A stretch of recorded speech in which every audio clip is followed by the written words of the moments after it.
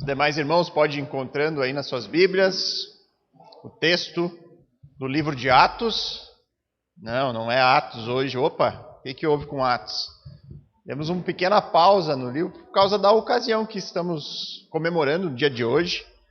Hoje é um dia extremamente importante do nosso calendário cultural. É um dia de muita comemoração no nosso país, um dia muito valorizado por todos, né? O Dia das Mães. E um bom parâmetro para a gente ter a dimensão disso é em relação à importância da data para o comércio. Nós vemos que o Dia das Mães ele ocupa a segunda data mais importante do calendário comercial, né? Só fica atrás do Natal. Mas é o dia que mais movimenta a compra de presentes. Isso demonstra o quanto que essa data para nós brasileiros ela é importante. Ela realmente tem um significado para a maioria das pessoas bastante forte, né? De tal forma que a gente vai, compra os nossos presentes, né? Abençoa as nossas mães e tem um tempo com elas. E quando a gente olha para o padrão da Bíblia em relação à família, parece que é um pouco diferente.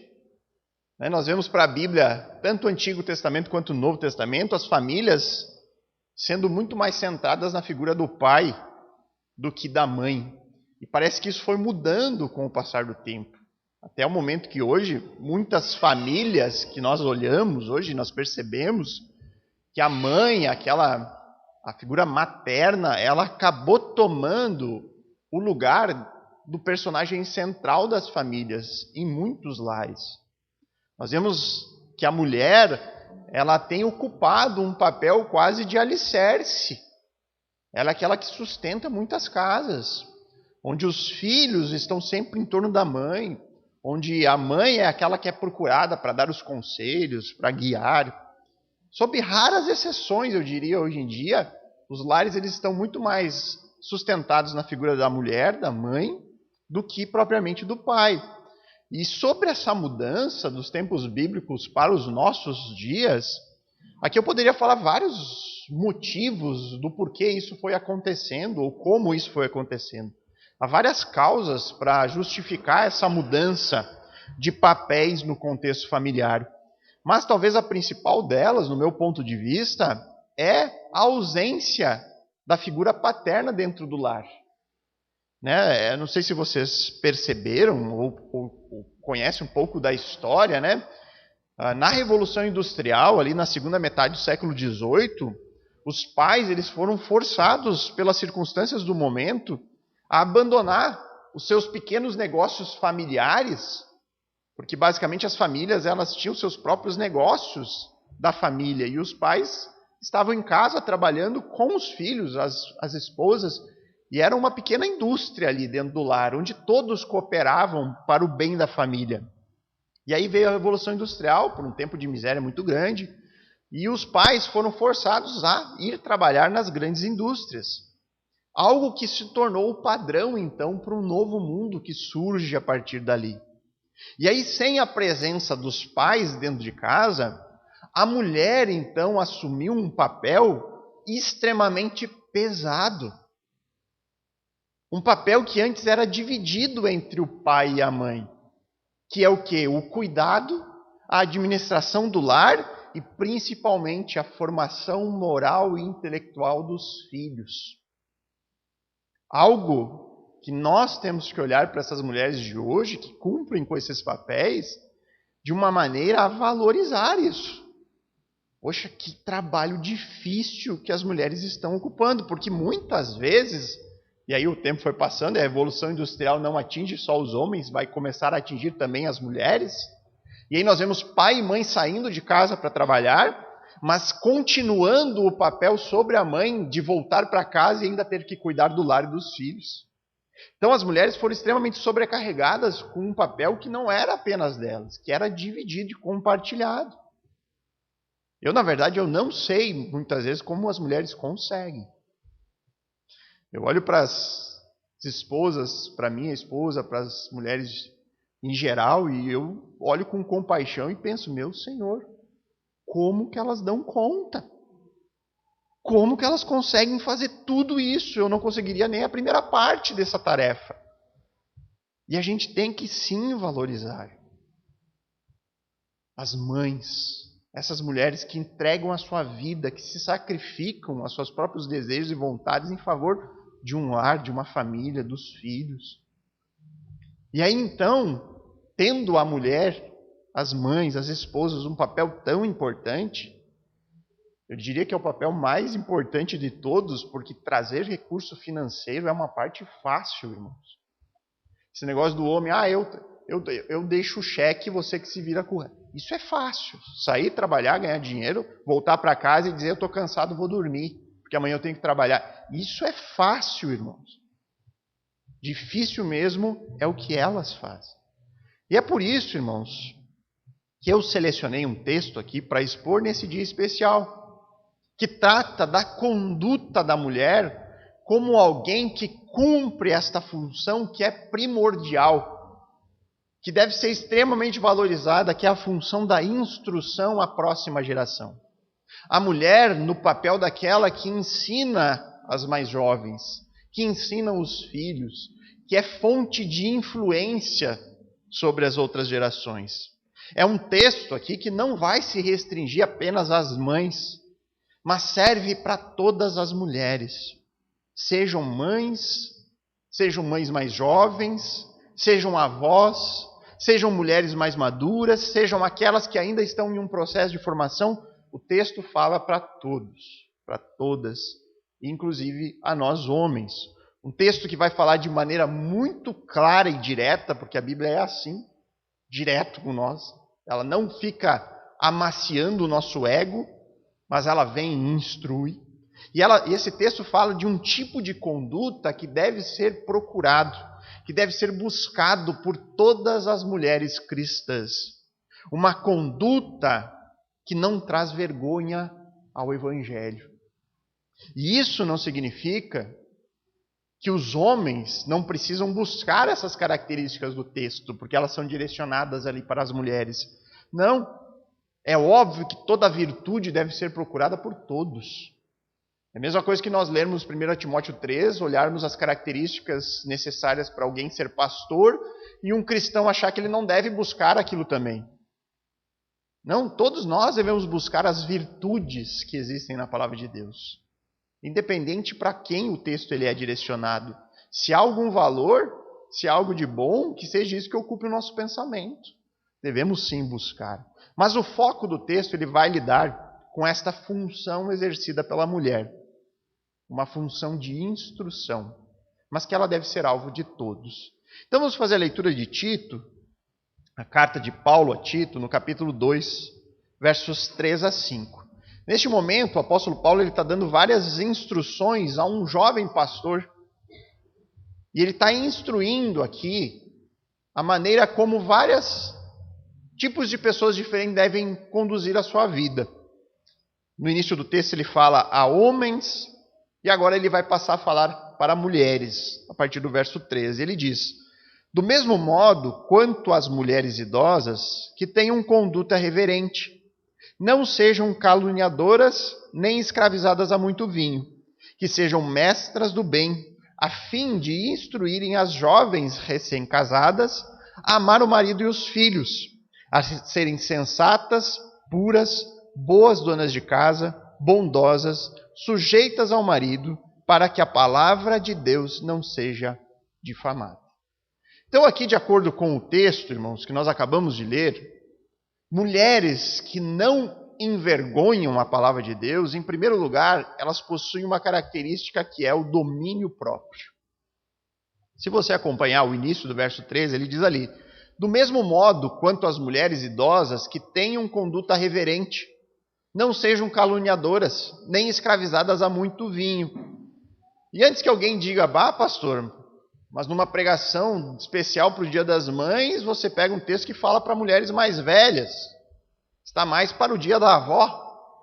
Não, queridos. Se você prestar atenção no texto como um todo, você deve ter percebido que os conselhos do apóstolo Paulo aqui, que ele apresenta às mulheres mais maduras, eles se entrelaçam com os conselhos para as mais jovens. Isso porque a tarefa das mais velhas é ensinar as mais novas. Então, o que nós temos nesse texto é uma dinâmica muito parecida da dinâmica dos lares, em que mães ensinam suas filhas. Basicamente é isso que mostra o texto. Então, o padrão de conduta que Paulo apresenta aqui em Tito, no capítulo 3, no versículo 3 do capítulo 2, ele é o alvo para todas as mulheres. Não é porque Paulo direciona essa primeira parte da sua exortação para mulheres mais idosas que as mais jovens não têm que buscar esse mesmo padrão. Até porque logo elas vão passar a ser aquelas que ensinam. Essa dinâmica vai mudando muito rapidamente. Então isso deve ser um objetivo para todas as mulheres, mas especialmente para aquelas que têm essa tarefa de ensinar as mais jovens. E sendo tarefa de uma mãe ensinar sua filha, nós podemos aplicar isso a outros contextos.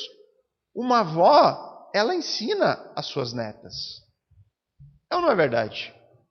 Uma mulher com mais idade, mais madura, que está presente no corpo de Cristo, ela também ensina outras jovens na igreja que talvez ela nem imaginava que um dia conheceria. Todas as mulheres exercem um papel de influência no contexto familiar e no contexto do corpo de Cristo. E, por causa disso, o seu exemplo, mulheres, precisa ser um modelo prático. Precisa ser um exemplo do qual as mais jovens olhem e possam dali extrair um modelo para viver igual. Um modelo de vida piedosa. Vocês precisam ser esse modelo para as outras. Não há como fugir dessa realidade do ensino que é moldado por um bom exemplo. Por que isso é indispensável? Porque uma jovem jamais vai dar ouvidos para alguém que fala, mas que não vive daquele jeito.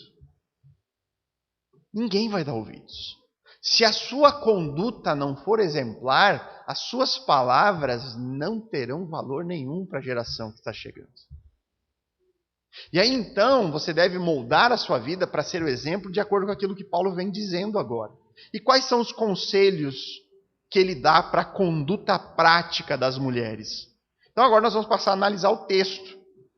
Então o verso 3 começa ali dizendo do mesmo modo. É assim que inicia o verso 3. Ou seja, Paulo está agora incorporando os conselhos que ele havia dado no versículo anterior para os homens. O verso 2 ele diz ali, quanto aos homens idosos, que sejam moderados, respeitáveis, sensatos, sadios na fé, no amor e na perseverança. E aí Paulo diz, olha, do mesmo modo. Ou seja, desta mesma maneira com que eu falei aos homens, vocês, mulheres, têm que buscar os mesmos atributos anteriores. Vocês, na vida de vocês, precisam ter essas mesmas características. Ser temperante, ser respeitável, ser sensata. Você precisa ter uma fé saudável.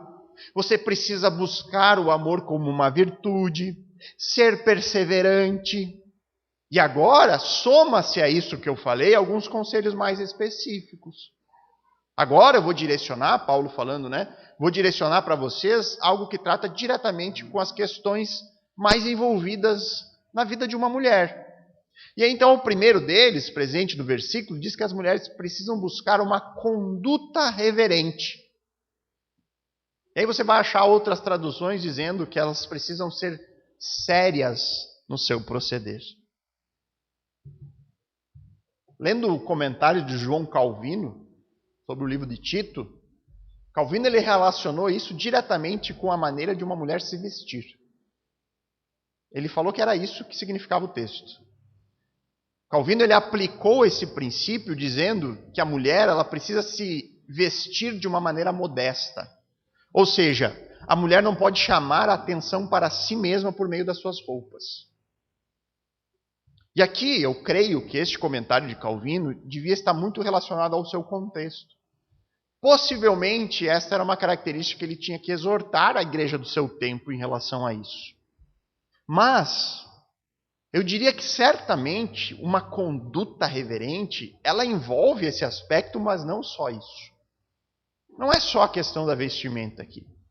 Porque o termo aqui, ele evoca uma maneira de se comportar. Parece que o termo aqui indica uma expressão do caráter.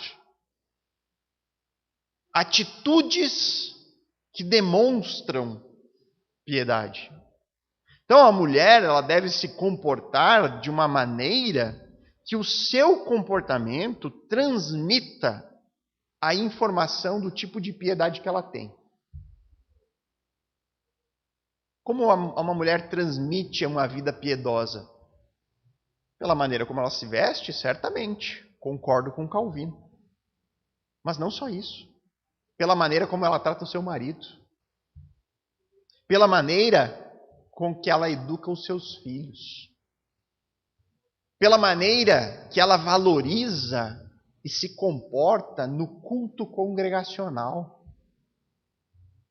Pela sua disposição em servir aos outros. Por uma disposição constante de demonstrar o seu contentamento, ao invés da sua murmuração. São algumas formas de mostrar, na prática, uma vida piedosa. A mulher piedosa, ela leva a sua vida, a sua conduta, o seu comportamento, as suas responsabilidades muito a sério. Ela tem um compromisso com isso. Ela tem uma preocupação com esta responsabilidade que Deus deu a ela de ser um modelo aos demais. E aí a consciência dessa realidade, dessa responsabilidade, acaba moldando toda a forma dela agir. Ela se preocupa em demonstrar o seu temor do Senhor, de mostrar sua piedade, sua reverência por Deus, o seu amor pelos mandamentos, o seu compromisso com o Senhor, com sua família e com a igreja. E aí o texto segue dizendo que as mulheres não devem ser caluniadoras. Ou seja, a mulher, ela deve aprender a dominar a sua língua. Ela deve resistir à tentação de fazer intriga, de falar da vida dos outros. Ela deve resistir à tentação de difamar as outras pessoas. A palavra de Deus, ela é muito franca conosco. Ela expõe na nossa cara as nossas fraquezas e tentações.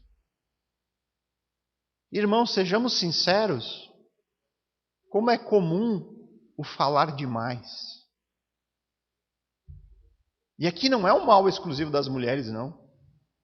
Não é. Todos nós temos que cuidar com a multidão de palavras. Existe um conselho de Provérbios, capítulo 10, 19, que é para todos. Quem fala demais acaba caindo em transgressão. Mas quem controla a língua é sábio. Na multidão de palavras, a transgressão. Efésios 4, 29 também fala sobre isso. Não saia da boca de vocês nenhuma palavra suja ou torpe, mas unicamente aquela que for boa para edificação, conforme a necessidade, Paulo diz. E assim transmita graça aos que ouvem. Paulo diz, olha, não saia da sua palavra não saia da vossa boca nenhuma palavra que não seja para edificar o outro. Se não vai edificar, fique em silêncio. E mesmo a palavra edificante, fale conforme for a necessidade. Se nós seguíssemos à risca esses dois conselhos bíblicos de Provérbio e Efésios, eu tenho certeza, irmãos, que nós teríamos muito mais silêncio entre nós. Tenho certeza. Por outro lado, eu também tenho certeza que nós teríamos muito menos pecados na nossa conta diante de Deus. E aí depois disso, Paulo ainda diz que as mulheres não devem ser escravizadas a muito vinho. Ou seja, que as mulheres não devem se deixar dominar pelos vícios do seu tempo, seja eles quais forem. E aí, diante desses conselhos aqui, dessa primeira parte do verso 13, eu acho que a gente poderia resumir tudo isso em uma única exortação. Mulheres, aprendam a dominar a si mesmas. Não se deixem levar pelos sentimentos ou pelas tentações do tempo presente, mas desenvolvam uma vida piedosa. Uma vida piedosa que busca por uma conduta que é guiada por mandamento e não por sentimento. A mulher piedosa, ela resiste às tentações de expor o seu próprio corpo. Ela resiste à tentação de chamar a atenção dos outros para as suas virtudes físicas. Ela escolhe as suas roupas como alguém que se preocupa com o olhar do Senhor e não com o olhar de outros homens. A mulher piedosa, ela resiste à tentação de falar da vida alheia sem estar na presença das pessoas. A mulher piedosa, ela não fica denegrindo a reputação de terceiros pelo simples prazer de uma conversa fiada. Pelo contrário, o linguajar da mulher piedosa é edificante, é prudente, é restaurador e não destruidor. A mulher piedosa, ela sempre traz uma visão positiva das pessoas. Ela olha muito mais para as virtudes, ao invés de ficar apontando apenas os defeitos e as falhas dos outros. A mulher piedosa, ela luta contra os seus pecados. Ela sabe muito bem quais são as suas fraquezas. Ela sabe quais são as áreas da sua vida em que ela é mais tentada e ela não fica brincando com isso. Ela não fica ali conservando pecadinhos de estimação. É alguém que em todas as coisas ela procura manter seriedade no seu proceder. Mulheres que não envergonham a palavra de Deus são mulheres que dominam a si mesmas, que dominam os seus sentimentos e que buscam viver com base nos mandamentos. Em segundo lugar, as mulheres que não envergonham a palavra de Deus são fonte de sabedoria e instrução. Finalzinho do verso 3, Paulo termina ali dizendo que sejam mestras do bem. Ou seja, as mulheres precisam ser aquelas que ensinam tudo aquilo que é excelente, que ensinam o que é bom, o que é proveitoso, o que é edificante, o que é útil. E este ensino tem como propósito instruir as jovens esposas.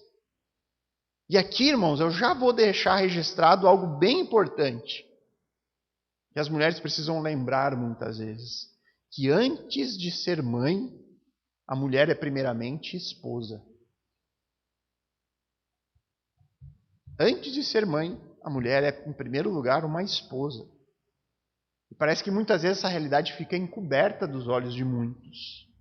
Especialmente para as mulheres que são levadas mais para o lado sentimental e que acabam dedicando muito do seu tempo para os filhos em um amor que chega a ser difícil de descrever. Eu já vi muitas mulheres falando, olha, o amor que eu tenho para os meus filhos chega a doer. É algo assim que não tem como descrever. Mas antes de serem mães, vocês mulheres são esposas.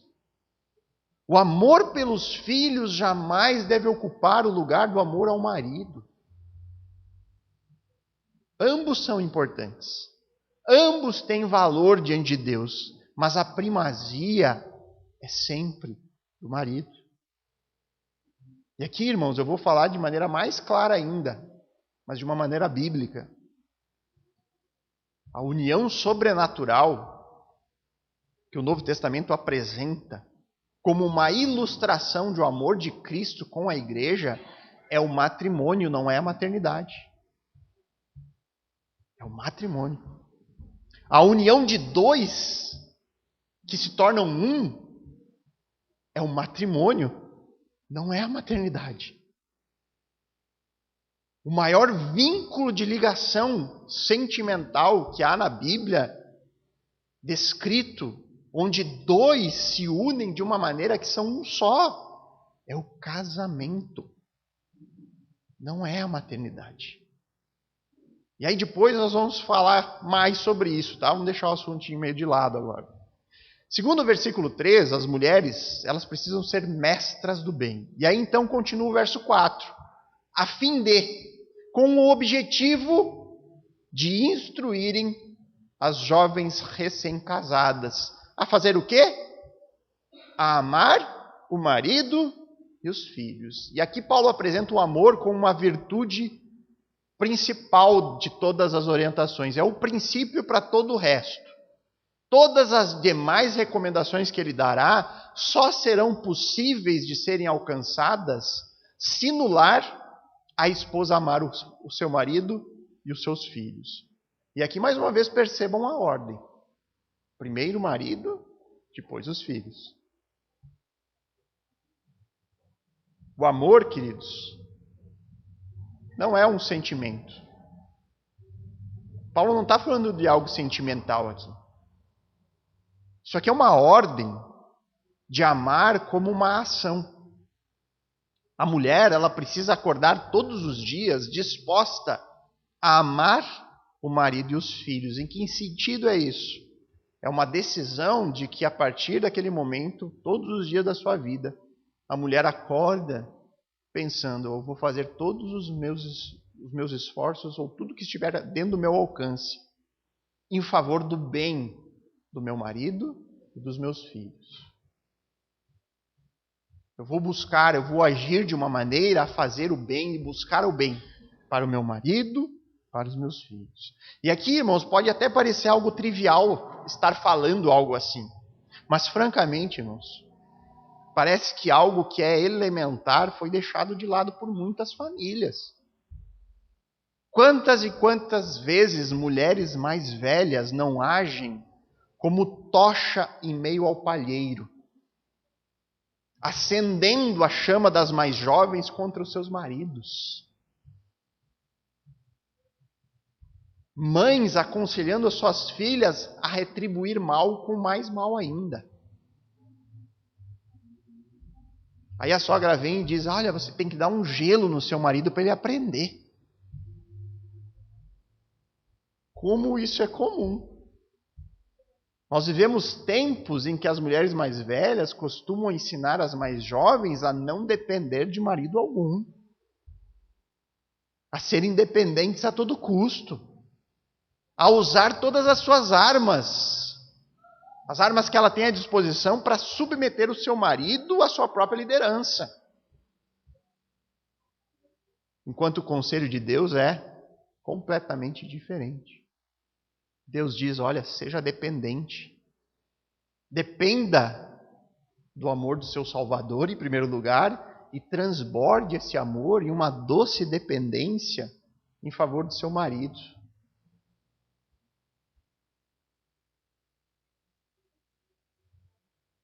Tudo o resto que Paulo vai instruir aqui depende disso. Depende deste amor que a mulher dispensa em favor do marido e dos filhos. Paulo diz, olha, as mulheres mais velhas precisam instruir as mais novas a serem sensatas, puras, boas donas de casa, bondosas, sujeitas ao marido. E aqui as duas primeiras orientações, que estão presentes no verso 5, elas tratam do mesmo assunto. Sensatez e pureza. Paulo está fazendo aqui referência à mulher se afastar de qualquer tipo de imoralidade. O amor ao marido, o amor à família, é como se fosse um freio nos impulsos pecaminosos nessa área da vida. A mulher que ama o seu marido e que se dedica de corpo e alma em favor da sua família, essa mulher não tem olhos para mais ninguém. O seu coração é blindado. É blindado para qualquer investida de Satanás nesta área da vida dela. É uma mulher que se dedica e que acorda todos os dias com um propósito: amar o seu esposo e a sua família. Uma mulher que faz isso, ela se fecha para qualquer tentação desta área da sua vida. Depois, o versículo fala sobre mulheres serem boas donas de casas e bondosas. A mulher, ela é a administradora do lar. É aquela que trabalha, que busca promover a harmonia da casa. E aqui o contexto que Paulo escreve, o contexto das famílias daquele tempo, muitas vezes a mulher era responsável por administrar uma casa e dar ordem a servos que serviam ali no lar. E aqui eu creio que o apóstolo tem em mente em falar da bondade como a maneira com que a mulher trata aqueles que estão diante dela nessa administração do lar. A maneira como ela trata as pessoas que estão ligadas ao serviço da casa.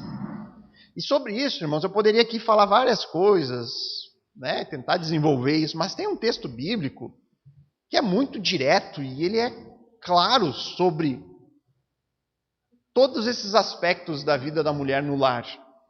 É um texto que vem do Espírito Santo. A Escritura foi inspirada por ele. É um texto que traz um modelo de mulher amorosa e dedicada à família. Alguém imagina que texto é esse?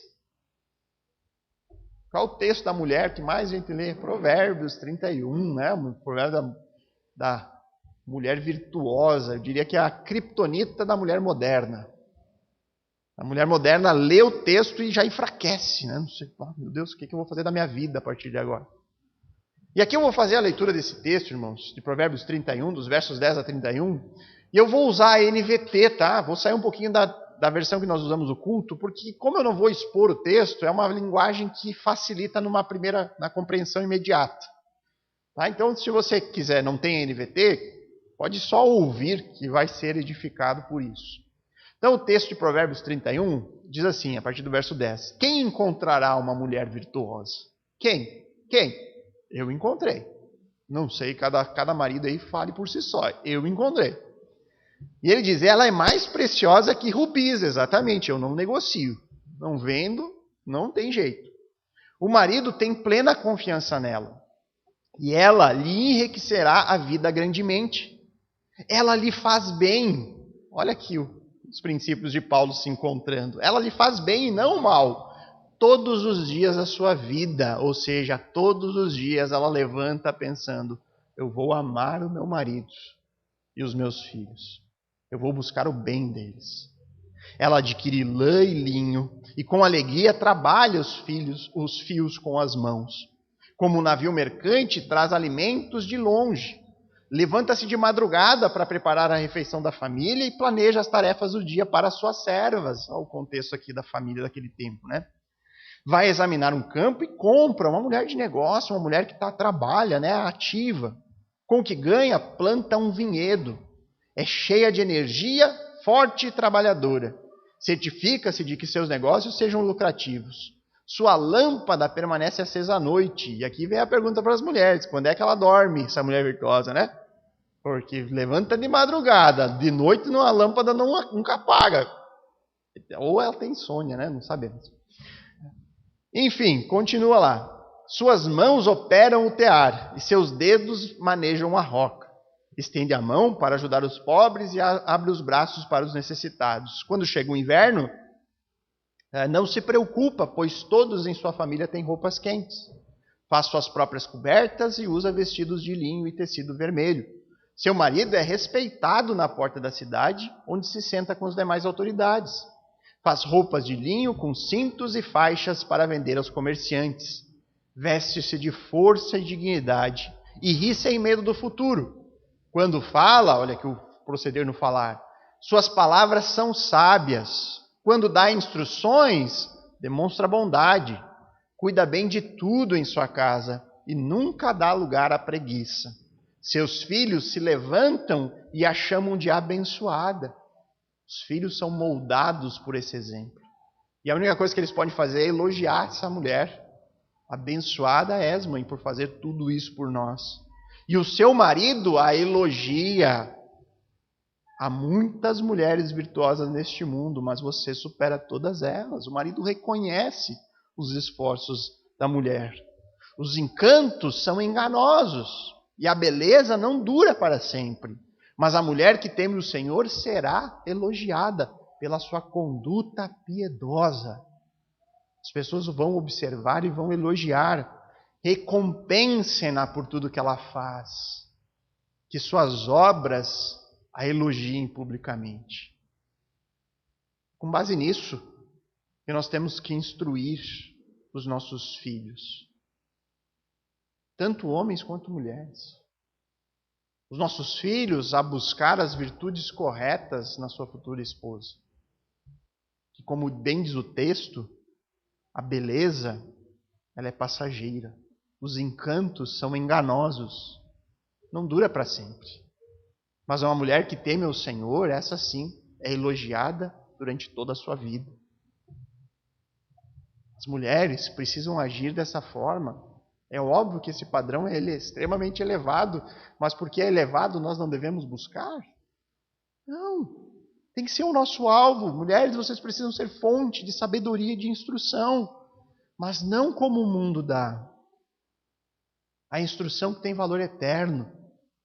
A instrução que redime os papéis deturpados pela nossa sociedade do que é ser homem e do que é ser mulher. Dos papéis de como deve proceder o marido e uma esposa. Esse tipo de instrução que deve ser dado. E aqui, mulheres, sejam fortes e corajosas. Por quê? Porque possivelmente vocês encontrarão o pior momento da história para ser fonte deste tipo de instrução. Dessa instrução que vem de Deus. Porque o mundo, ele tentará constantemente calar a sua voz nisso. A sociedade vai dizer constantemente que você está errada ao ensinar isso aos seus filhos. Pessoas da sua própria família possivelmente se voltarão contra você, dizendo que isso é errado, que isso é ultrapassado, que a Bíblia já passou. E aí, nesses momentos de luta, de dificuldade, de opressão, de perseguição, muitas vezes vinda de todos os lados, você tem que estar apegada aos valores eternos, nos princípios bíblicos. Lembrar que se Deus é conosco, quem será contra nós? Devemos manter nossos olhos nas esperanças que são eternas e especialmente plantar no coração dos jovens esse tipo de amor. Um amor que é centrado em Deus e na família. Mulheres que não envergonham a palavra de Deus, em primeiro lugar, elas têm domínio próprio. Em segundo lugar, são fonte de sabedoria e de instrução. E por fim, são esposas exemplares. E aí eu deixei a última citação, a última orientação do verso 5 em um ponto separado aqui. Mulheres que não envergonham a palavra de Deus são mulheres sujeitas ao marido, segundo o texto. E aqui de novo eu vou lembrar, irmãos, algo que parece ter sido esquecido da nossa cultura. Antes de ser mãe, pelo menos de acordo com o padrão bíblico, né, irmãos? A mulher é primeiramente uma esposa. A maternidade, ela é uma consequência. Ela é um desdobramento do matrimônio. E como esposas, as mulheres precisam estar subordinadas à liderança dos seus maridos. E não é só esse texto que fala isso, tá, irmãos? Esse princípio ele é reforçado em vários outros momentos do Novo Testamento.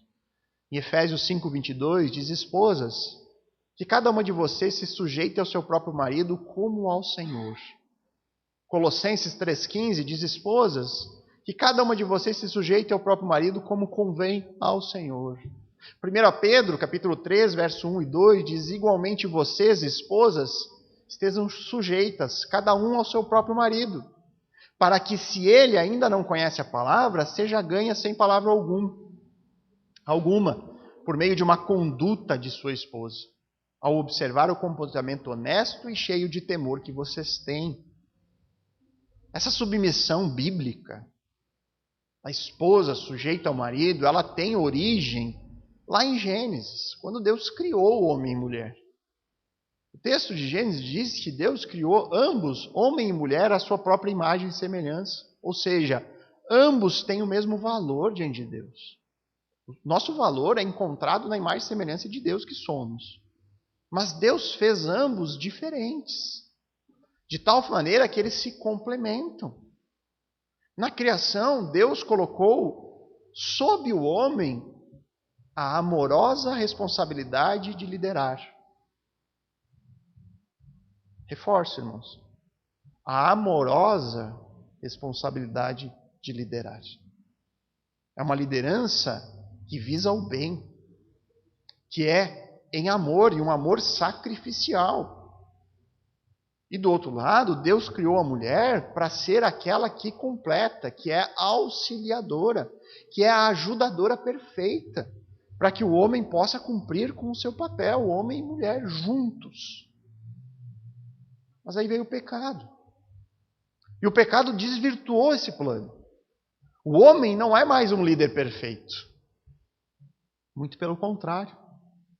Mas mesmo assim, o homem ele precisa se esforçar para cumprir com esse papel de maneira como que Deus determinou. Servindo a sua esposa com a sua liderança. Uma liderança que serve. A mulher, da mesma forma, por conta do pecado, ela não é mais a auxiliadora perfeita. Mas com a ajuda de Deus, ela pode buscar desempenhar essa função que Deus deu a ela. O ensino bíblico diz que num relacionamento em que ambos temem a Deus e ambos seguem a sua orientação, essa submissão, que o mundo diz que é algo horrível, que tem que ser condenada, que a gente deve fugir disso, a Bíblia diz que isso não é nenhum fardo para a mulher. A submissão bíblica, ela é muito diferente daquilo que o mundo prega. Ela é algo agradável. É uma alegria para a mulher poder se colocar debaixo de uma liderança de alguém que a ama de uma maneira sacrificial. Alguém que estaria disposto a dar a sua própria vida pela sua esposa. Não é um fardo para uma mulher se colocar debaixo desse tipo de liderança. Agora, muitas vezes, o marido não é crente.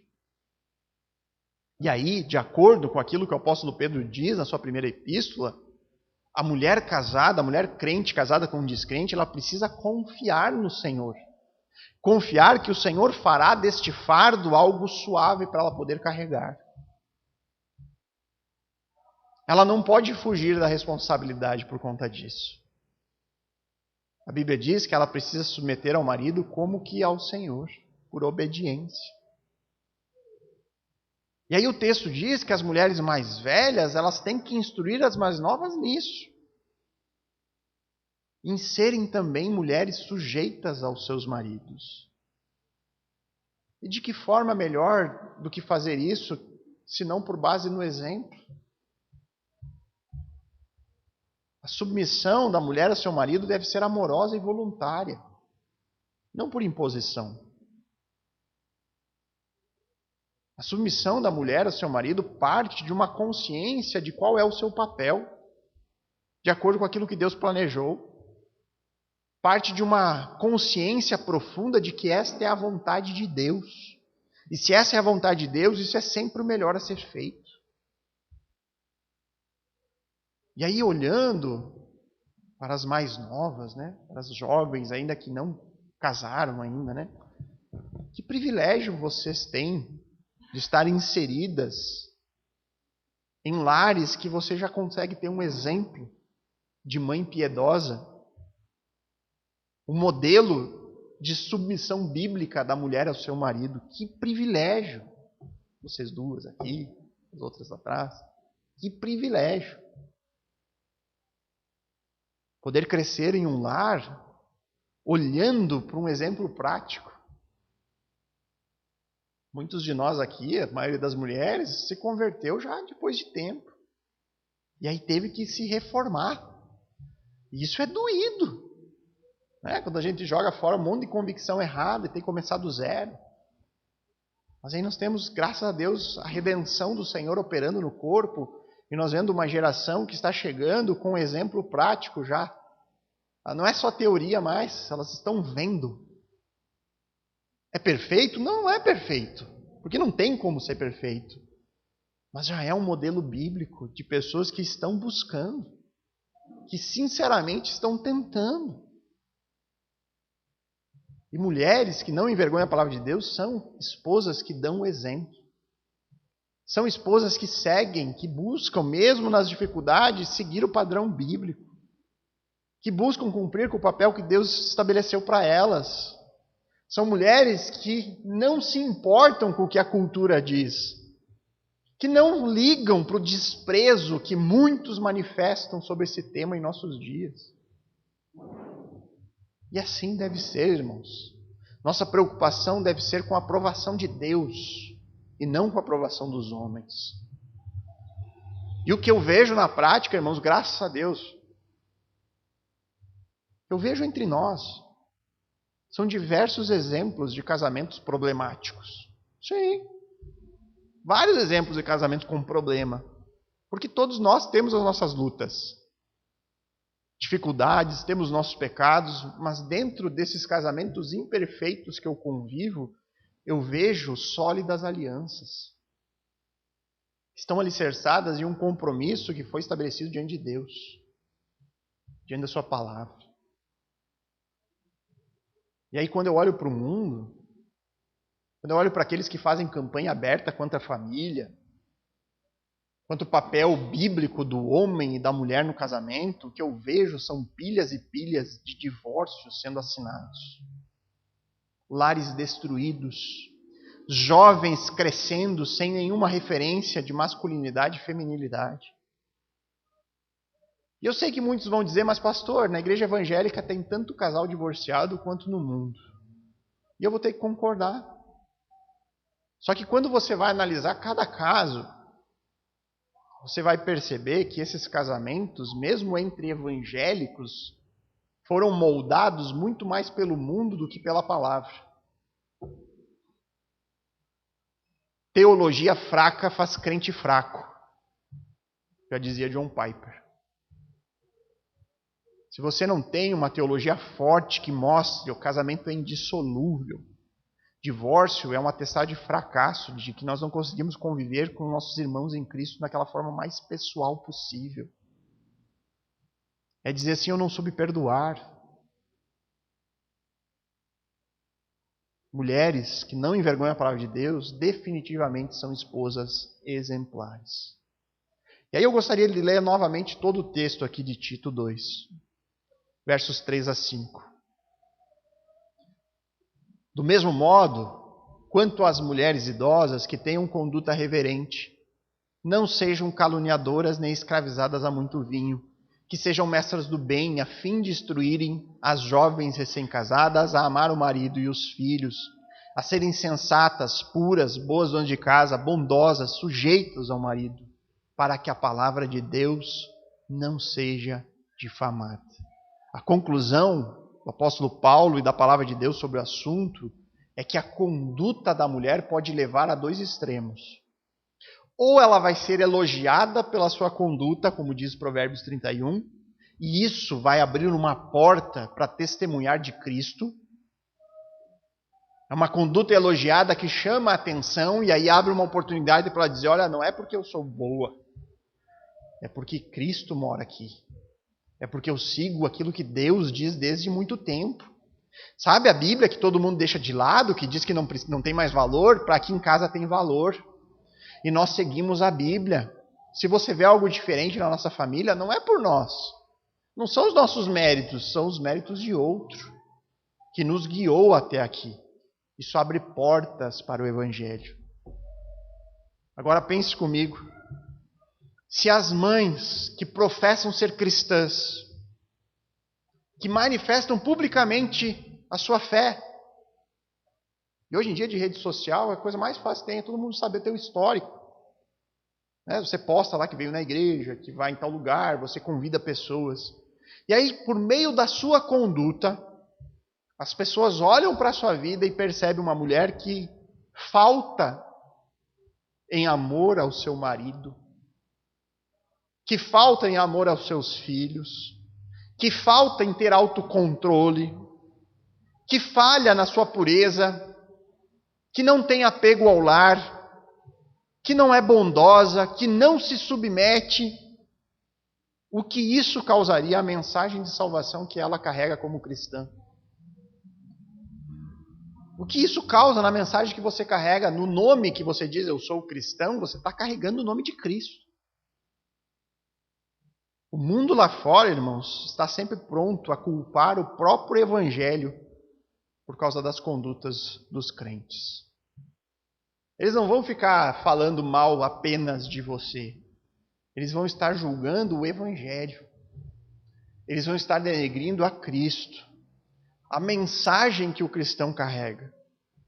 Por isso, mães, mulheres, sejam luz por onde vocês passam. Busquem uma conduta que não envergonhe a mensagem que nós carregamos. Tenha domínio próprio. Seja fonte de sabedoria e instrução. Busquem ser exemplos de esposa. Porque agindo assim, segundo a palavra de Deus, vocês não trarão vergonha ao Evangelho. Mulheres, ensine as mais jovens a andar nos seus passos.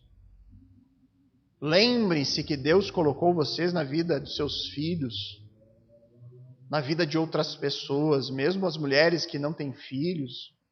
Você tem muitos filhos espirituais aqui dentro da igreja. Você está no convívio de outras jovens que talvez você nunca imaginou ter.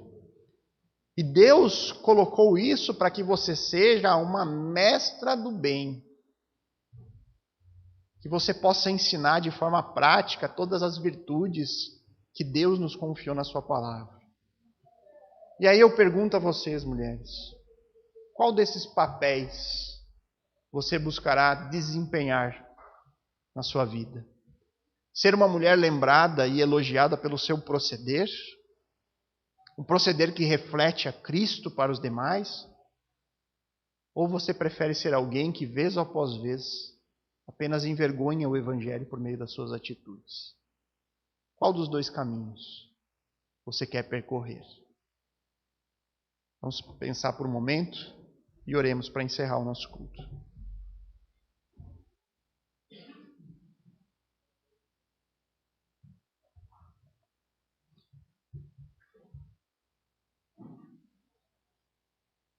Pai bondoso, amado Senhor, nós hoje nos colocamos diante da sua palavra em um dia especial do nosso calendário, um dia que nós comemoramos, Senhor, o Dia das Mães.